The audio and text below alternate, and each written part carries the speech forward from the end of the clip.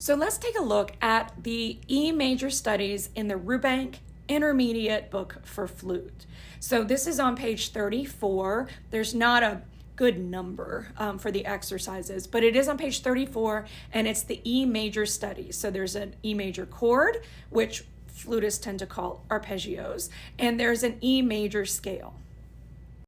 So there are a couple of things to look at in this exercise. One is going to be the key signature. So if you're typically a band flute player, you'll remember or you'll notice that we don't use a ton of sharps. And in the key of E major, we've got 4 sharps: F sharp, C sharp, G sharp, and D sharp. So that can be a little bit of a learning curve right away if you're used to playing music that typically is written in flats. However, a lot of flute music is written in sharps, so it's completely worth it to go ahead and learn to read those.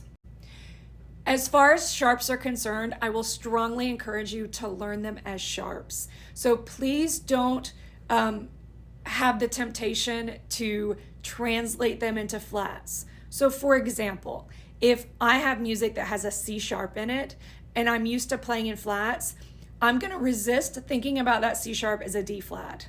And the reason for that is because when you're playing a scale and you've got multiple sharps in it and you're translating them into flats, then suddenly you have more than one of certain notes, right? So instead of having some kind of E, some kind of F, some kind of G, in the key of E major, I have a C sharp, which maybe I'm thinking of as a D flat, but also a D sharp, which I'm thinking of as an E flat, but then also an E, right? So it becomes very confusing very quickly. So even though maybe right now it's a little confusing, really just kind of dig in and start to learn what the sharps are instead of always translating them into flats.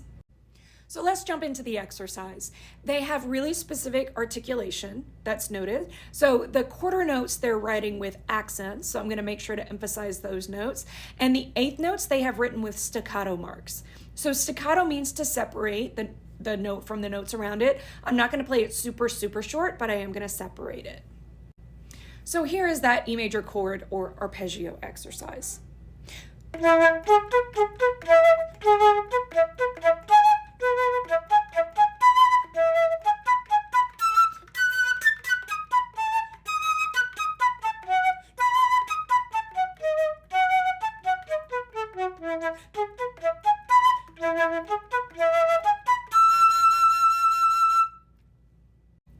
The second E major exercise on that page, again, this is page 34 in the Rubank Intermediate, is an E major scale. And it's pretty much just a straight E major scale up and down. They're writing it in eighth notes. There's no articulation markings. It's just eighth notes up and down.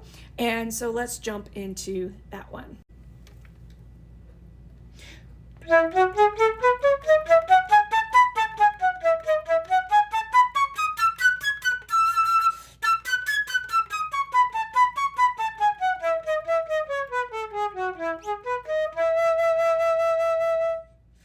Okay, so those are the first 2 exercises on page 34 of the Rubank Intermediate Method for flute. If you have questions, feel free to drop those into a comment below, and I'll see you next time.